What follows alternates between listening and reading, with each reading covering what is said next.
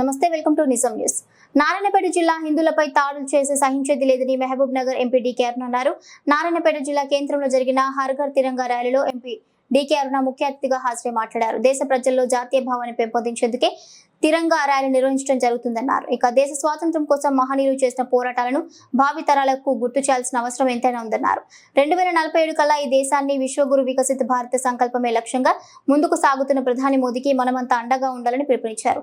సరిహద్దుల్లో మోడీ ప్రభుత్వం పటిష్ట భద్రత ఏర్పాటు చేస్తుందని, ఎవరిని కుట్రలు చేసినా మనమంతా ఐక్యంగా ఉండి జాతీయ సమైక్యతను చాటాలన్నారు. బంగ్లాదేశ్ లో జరుగుతున్న ఉద్రిక్త పరిస్థితులు దారుణమని ఖండించారు. ముందుగా సుభాష్ రోడ్ లో నేతాజీ సుభాష్ చంద్రబోస్ విగ్రహానికి ఎంపీ డీకే అరుణ పూలమాలలు వేసి నివాళులర్పించి జిల్లా కేంద్రంలో జరిగిన తిరంగా ర్యాలీలో పాల్గొన్నారు.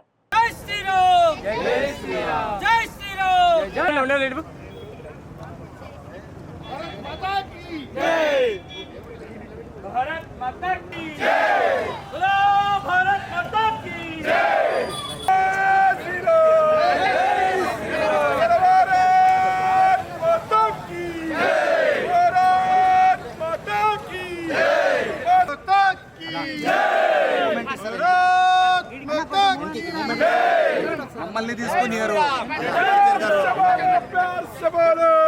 बोले वंदे मातरम, जोर से बोलो, प्यार से बोलो, ఈ దేశంలో ఉండాలంటే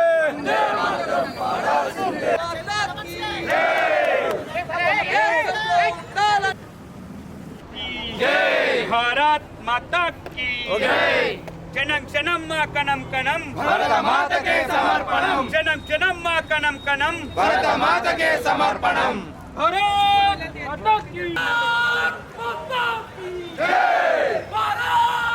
మాతా కీ వందే మాతరం, వందే మాతరం, వందే మాతరం. ఈ దేశంలో ఉండాలేగా హం కరేగా భారత్ భారత్ చాలు దగ్గర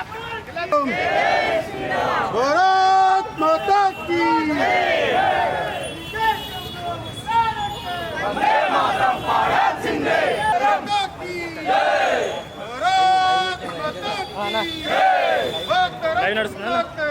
వందే మాతరం, మాతరం మాతరం, వందే మాతరం, మాతరం మాతరం, వందే మాతరం.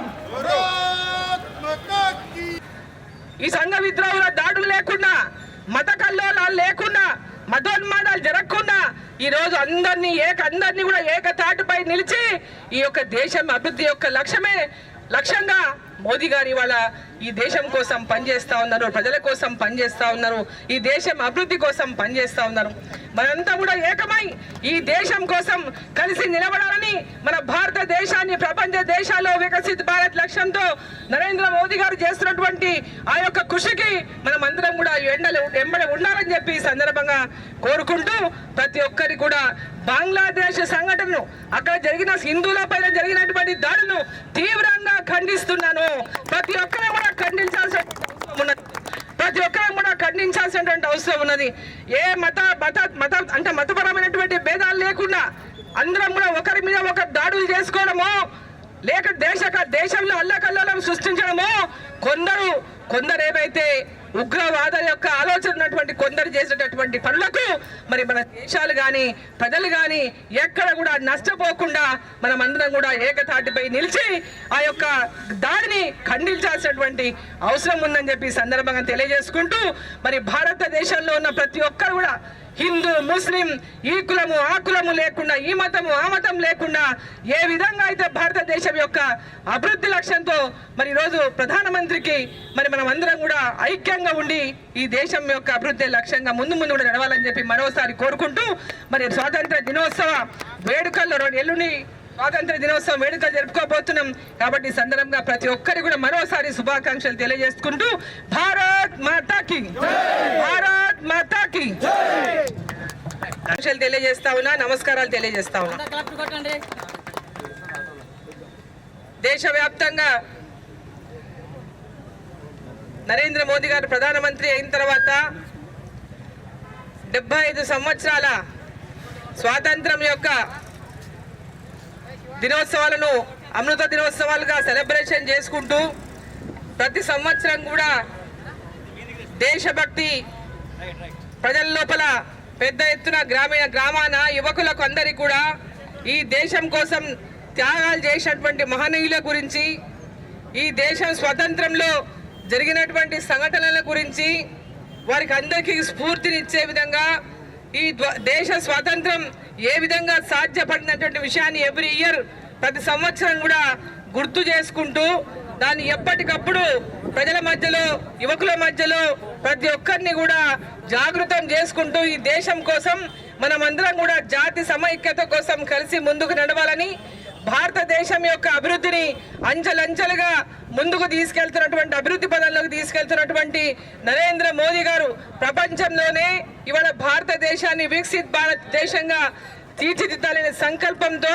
2047 అంటే 100 సంవత్సరాలు పూర్తి చేసుకునే నాటికి, మనకు స్వతంత్రం వచ్చి 100 సంవత్సరాలు పూర్తి చేసుకునే నాటికి భారతదేశాన్ని ప్రపంచ దేశాల్లో అభివృద్ధి చెందినటువంటి మొట్టమొదటి దేశంగా నిలబెట్టాలని లక్ష్యంతో ఏదైతే నరేంద్ర మోదీ గారు పనిచేస్తా ఉన్నారో ఆ లక్ష్యానికి ఈ దేశంలో ఉన్నటువంటి యువకులు, రైతులు, మహిళలు, ప్రజలు ప్రతి ఒక్కరు కూడా వెంబడి నిలిచి భారతదేశం యొక్క కీర్తిని ప్రపంచ పటంలో నిలబెట్టే విధంగా, ప్రపంచ వ్యాప్తంగా చాటి చెప్పే విధంగా ప్రతి ఒక్కరు వెంబడి నిలబడాలని చెప్పి ఈ సందర్భంగా నేను కోరుకుంటూ, తిరంగ యాత్ర ప్రతి దేశవ్యాప్తంగా జరుగుతున్నటువంటి యాత్ర మన రాష్ట్రంలో కూడా ప్రతి జిల్లాలో జరుగుతూ ఉంది.